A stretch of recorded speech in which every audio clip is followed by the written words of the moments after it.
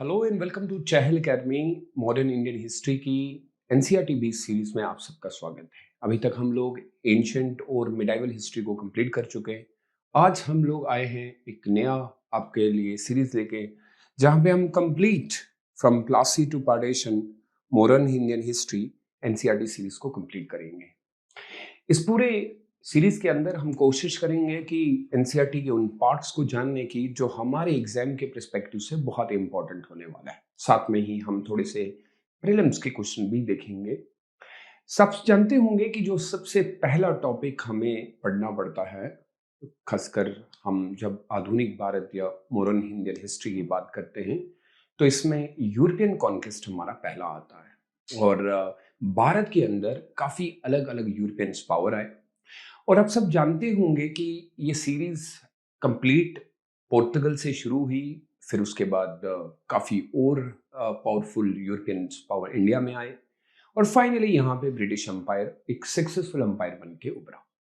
अब सवाल ये बनता है कि आखिर इतने यूरोपियंस भारत में क्यों आते थे, और क्या पीछे वर्ल्ड हिस्ट्री का भी इसमें कोई बहुत बड़ा इम्पैक्ट है? तो ऑफ कोर्स हम सब जानते हैं कि 14th सेंचुरी के ऑनवर्ड्स अब पूरे यूरोप के अंदर टेक्नोलॉजी डेवलपमेंट स्टार्ट हो चुकी थी। वहीं पे हर एक देश अब कोशिश ये कर रहा था कि वो नए वर्ल्ड और नई कंट्रीज को खोजे और वहां जाके एक डायरेक्ट कनेक्शन बने और उनके साथ ट्रेड करे। और इसमें जो कामयाबी मिली वो पोर्तुगल्स को मिली। लेकिन आने के बाद ये ट्रेड तक ही सीमित नहीं रहा। इसके बाद यूरोपियन पावर्स ने देश भर के अंदर कॉलोनाइजेशन फैलाया। फिर वो आप लैटिन अमेरिका की बात करें, एशियन कंट्रीज की बात करें, अफ्रीकन कंट्रीज की बात करें, और उनके रिसोर्सेज को छीन लिया गया। आज इसी सीरीज में हम जानेंगे कि आखिर भारत के अंदर आई इन यूरोपियन पावर्स का मेन मकसद क्या था। क्या ये खाली ट्रेड्स के लिए आई थी या फिर इनके पीछे के और भी कुछ मकसद थे? जब हम पूरी हिस्ट्री को चेक करते हैं तो हमें पता चलता है कि भारत के अंदर आने वाली इन पावरफुल शक्तियों में से हम जब इन सेंचुरीज की बात करते हैं, ये बहुत इंपॉर्टेंट है। 15 और 16 सेंचुरी के अंदर काफी सारी उथल पथल हो रही थी। इससे पहले अगर आप जानेंगे तो आपको पता है कि काफी सारी डेवलपमेंट हो चुकी थी, और उसी डेवलपमेंट के चलते हुए अब आप ये समझ लीजिए कि पूरे देशों के अंदर अब ये क्लियर था कि वो नए देश खोजेंगे और वहां के रिसोर्सेज को अपने देश में लेके जाएंगे। इसी बात को एनसीईआरटी ने क्लियरली मेंशन किया है कि अगर आप देखेंगे तो ये अब ओटोमन एम्पायर को बाईपास करके एक नया रास्ता ढूंढने की कोशिश कर रहे हैं। आपको याद होगा कि अरब की मोनोपोली चलती थी, लेकिन यूरोपियन पावर यानी कि पोर्तुगल चाहते थे कि वो इंडिया के साथ डायरेक्ट ट्रेड करें। लेकिन इससे अरब को नुकसान हो सकता था, इसलिए उन्होंने इनको ये रूट्स नहीं दिए। इसकी खोज में पुर्तगाल्स ने काफी सारे अटेम्प्ट किए, और फाइनली इन रूट्स को छोड़ के इन्होंने भारत के अंदर आने की जो सबसे मेजर रीजन, उसके पीछे आपके स्पाइसेस, सिल्क, फिर अदर कमोडिटीज के ऊपर भी बात होती रही। अगर आप देखेंगे तो यहां पे हमें शो करता है कि आखिर इन सारी चीजों के अंदर मेनली इन कमोडिटीज की मैं बात कर रहा हूं। यूरोपियंस की हाई डिमांड्स, यानी कि भारत की काफी सारी चीजों की डिमांड सब बढ़ रही थी।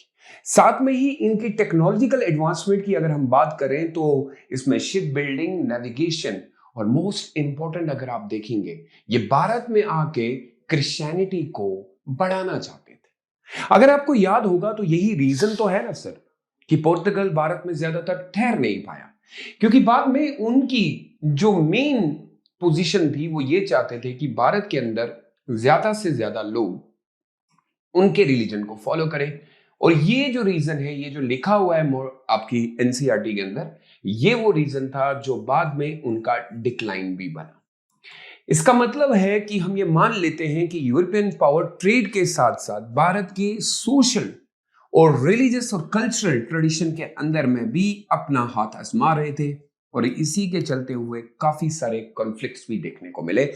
ये है मेजर रीजन जब हम पढ़ते हैं कि आखिर क्यों वो भारत के अंदर आए थे।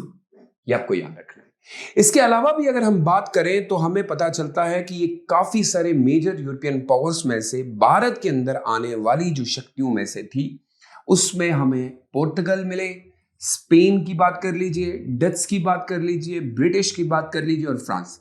लेकिन बाद में इनके काफी सारे कॉन्फ्लिक्ट भी हुए, क्योंकि कैसे पॉसिबल है कि ये कंट्री नहीं चाहती है कि यहां पे डच काम करे। इससे होगा क्या कि रिसोर्सेज को डिवाइड करना पड़ेगा और ये हो नहीं सकता। इसके चलते हुए अगर आप देखेंगे तो इंग्लैंड और फ्रांस के बीच में भी काफी सारी लड़ाइयां देखने को मिली, क्योंकि इंग्लैंड नहीं चाहता था कि फ्रांस का कोई भी सेटलमेंट या फोर्टिफिकेशन इंडिया में हो। इससे कंपटीशन बढ़ेगा और फाइनली हमें देखने को मिला कि इन सारे पावर्स को खत्म करके सिर्फ एक पावर इंडिया के अंदर रहा, that was east India company. और फिर वो आपके रिसोर्सेज हो या फिर आपकी सोशल लाइफ हो, फिर इकोनॉमिक हो या कल्चर हो या पॉलिटिकल हो, सब में उन्होंने इंटरफेयर किया।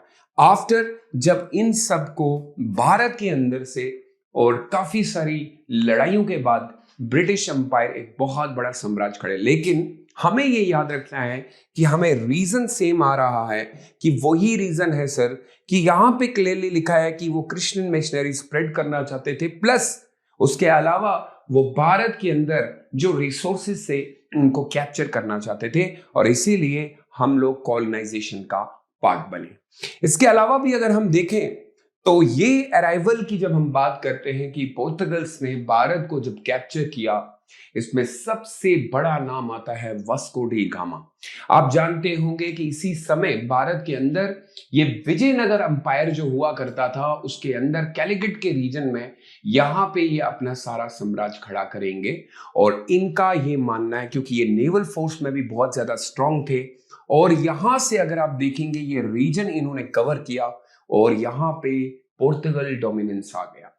और साथ ही साथ में ही गोवा, दमन दीव, उसके बाद पोर्तुगल्स के हर जगह पे सेटल्समेंट आना शुरू हो गए, स्प्रेड करना शुरू कर दिया। अलग अलग गवर्नर्स टाइम टू टाइम वो बेचते रहे, लेकिन एक बात तय थी कि अभी तक पोर्तुगल्स पूरी तरीके से एस्टेब्लिश नहीं हो पाए थे।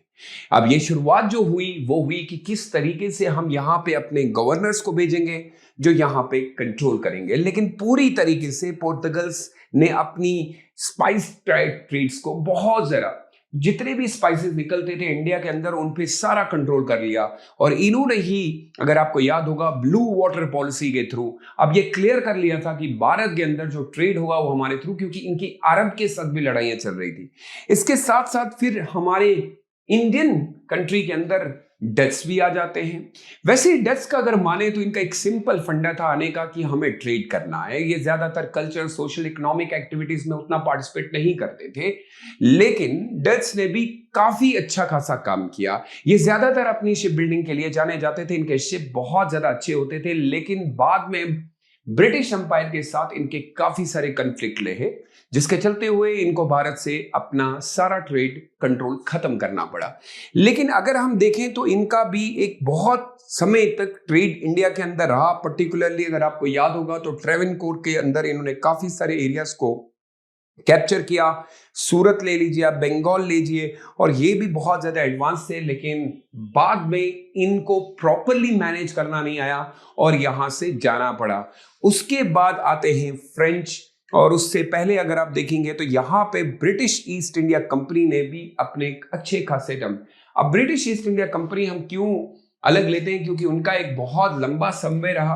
अब ब्रिटिश यहां पे पूरी तरीके से कंट्रोल कर चुके हैं, और उसके बाद अब ब्रिटिश जो लड़ाई करेंगे वो डच के साथ भी करेंगे और फ्रेंच ईस्ट इंडिया कंपनी के साथ भी उनकी लड़ाई होगी।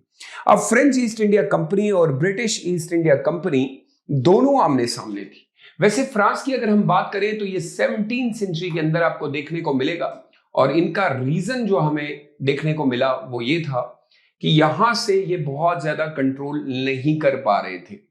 अगर हम देखें तो फ्रांस की जो कंपनीज हुआ करती थी वो ज्यादातर कंट्रोल जो की जाती थी वो फ्रांस से ही की जाती थी, इसलिए इनको काफी सारे डिसीजन अपने ही अकाउंट से पूछना पड़ता था। बट इनिशियली स्टेज में अगर इनके देखिए तो इन्होंने पोंडिचेरी एरियाज को कब्जे कर लिया, फिर चंद्रनगर, बंगाल, केरला, ये सारे इनके पास थे। और इनका सबसे बड़े जो दिग्गज खिलाड़ियों में से एक माना जाता है वो है लॉर्ड डुप्लेक्स। और हम सब जानते हैं कि मद्रास तक जो कार्नेटिक के आपने कंसेप्ट सुने होंगे, उसके अंदर में भी जो वॉर्स हुए, तो लॉर्ड डुप्लेक्स इनिशियली स्टेज में बहुत ज्यादा स्ट्रांग थे और वो ये जानते थे कि किस तरीके से एक पॉलिटिकल अफेयर में पार्टिसिपेट करना है।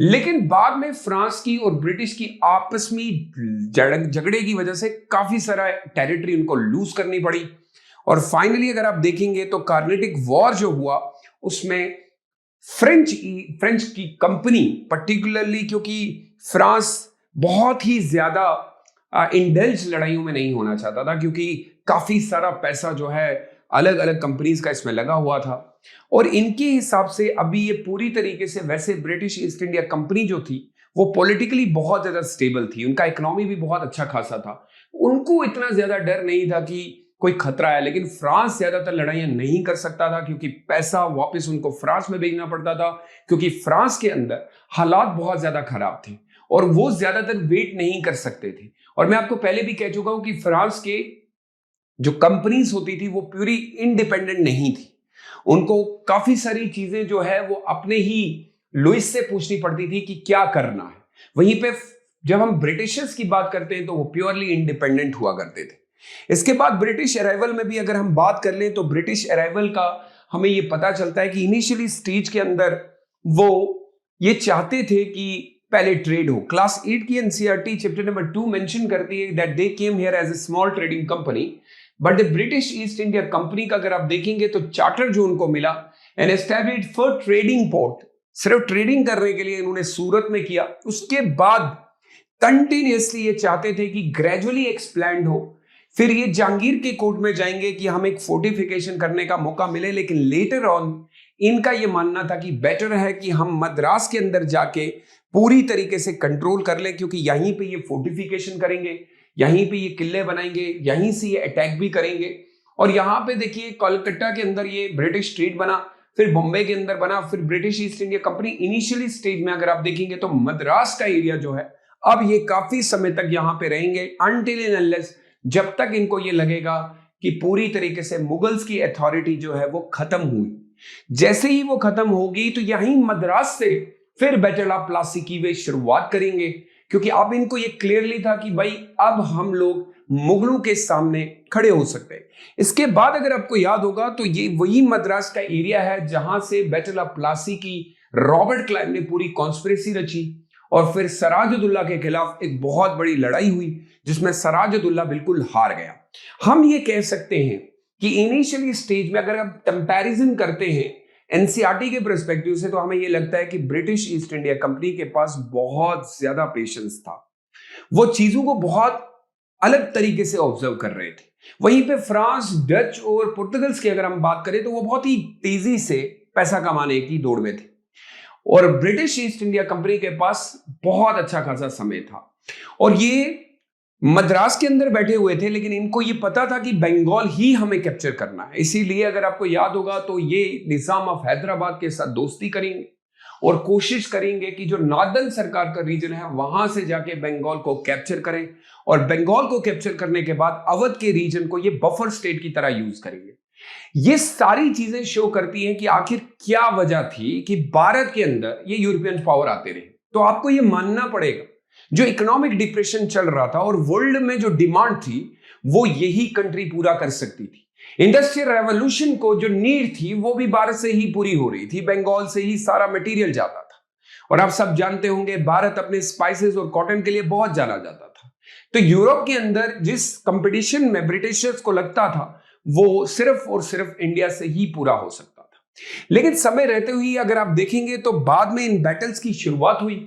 अब अगली वीडियो में हम जानने की कोशिश करेंगे कि आखिर किस तरीके से ब्रिटिश ईस्ट इंडिया कंपनी ज्यादा सक्सेसफुल हुई as compare to the other European power, और उसमें हम पढ़ेंगे बैटल ऑफ प्लासी और ये इसी सीरीज को कंप्लीट करेंगे टिल 1947।